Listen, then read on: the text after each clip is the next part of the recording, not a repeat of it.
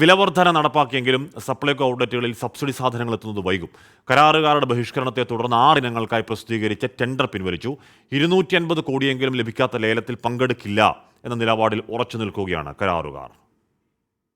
സപ്ലൈകോയിലെ subsidy സാധനങ്ങളുടെ വില വർദ്ധിപ്പിച്ച ഉത്തരവിന് പിന്നാലെ സാധനങ്ങൾ ഔട്ട്ലെറ്റുകളിൽ എത്തിക്കുമെന്നായിരുന്നു സർക്കാർ വാഗ്ദാനം.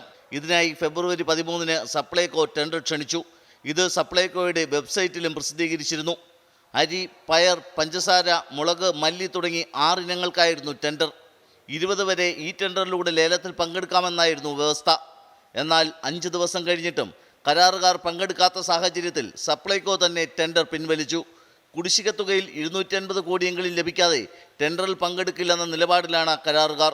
ഓണത്തിനും ക്രിസ്മസിനും പ്രത്യേക വിപണി നടത്തേണ്ട തുക പോലും കരാറുകാർക്ക് ലഭിച്ചിട്ടില്ല.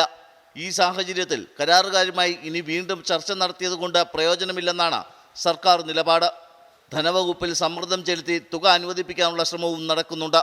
V A Girish, 24, Thiruvananthapuram.